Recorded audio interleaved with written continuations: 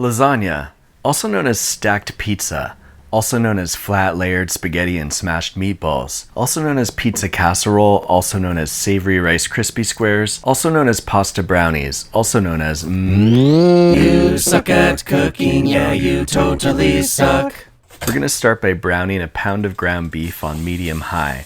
And we do this because brown is the color that has the most flavor. I'm adding in a teaspoon of salt here. I'm going to turn the heat down a bit and then season the beef, either in the traditional boring way with an onion or the cutting edge modern way with a tablespoon of chili powder, a tablespoon of cumin, and 2 tablespoons of red wine vinegar. Now, if you do season it this way, I recommend some hefty sock straps when you taste this later. If the beef gets too dry, add in some water so all those spices get soaked up like a meat sponge and resist the temptation to make tacos. I'm gonna throw in 3 cups of basil tomato sauce and we'll let that simmer until it's a thickness level of 3. And feel free to participate in the Italian tradition called lick the measuring cup. That's a damn good measuring cup. Now I'm going to take a container of ricotta cheese and grate in a clove of garlic to give it some flavor, because ricotta cheese is just milk that somebody did some things to make it the way it is. Because you're mixing white on white, remember these simple steps to make sure it gets combined thoroughly. Whisk the mixture vigorously. Always mix in the edges. Never give up.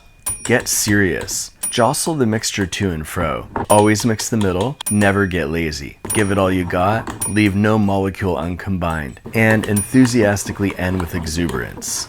Gonna add in around 1.5 cups of shredded mozzarella. Don't forget to repeat those steps. We're gonna take an 8-inch-ish pan, I think, and spread a thin layer of the sauce on the bottom to keep the noodles from sticking. We're using no boil noodles, which are noodles that have no boils on them. Then you're going to realize that the noodles don't fit, so instead of panicking, you'll try to break one with your hands, and that will suck. So you'll use the edge of the pan instead, which works well, or an X-Acto knife, or a saw, or a wood burning kit, or a Power Stone.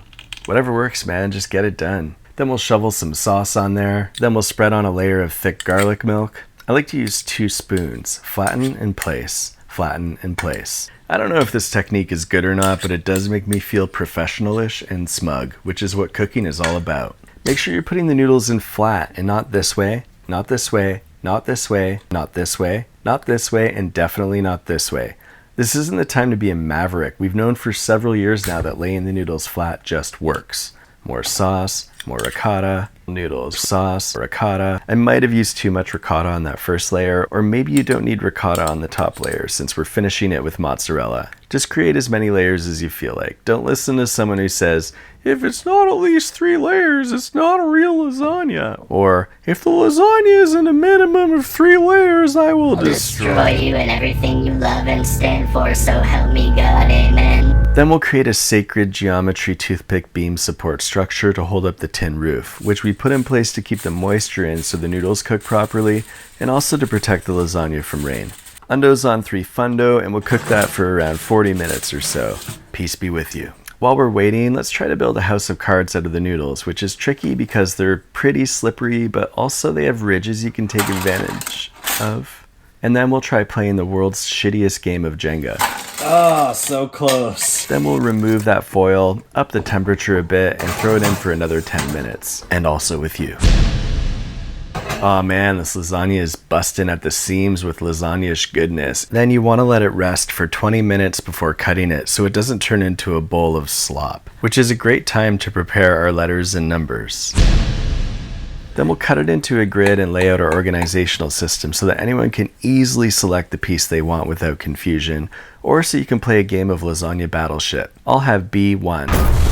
You sunk my apparently buoyant lasagna. Also, use this hack for anyone who thinks there aren't enough layers, and just stack 2 pieces. Boom, thick lasagna. And now I'll stack 1 more piece so I can create the perfect clickbait thumbnail. And I hope you can forgive me for this deception, but know I did it to teach you not to believe everything you see on the internet, or to punish you for thinking that a bigger lasagna is a better lasagna.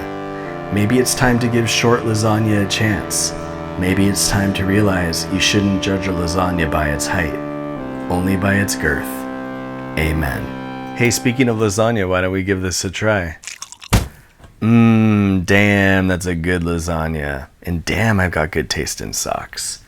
This video is sponsored by HelloFresh, which makes conquering the kitchen possible with easy, yummy recipes. Not like Game of Thrones conquering, more like learning to cook better conquering. You'll save time not meal planning and grocery shopping, so you can do more of the things you love, like building a lasagna noodle spice rack. It's a good way of getting out of making the same things over and over again and discovering new recipes, and that's why I like it, because I'm super lazy and would rather just eat salami and cheese than shop, so this makes me try a ton of new stuff, and I keep learning new things with every box. HelloFresh is now from $6.99 per serving, which makes it America's best value meal kit. Get started with 8 free meals. That's $80 off your first month of HelloFresh. Go to HelloFresh.com and enter YSAC80. By the way, you can make any HelloFresh meal into lasagna by adding a bunch of sauce, cheese, and noodles, I'm pretty sure. Okay, bye.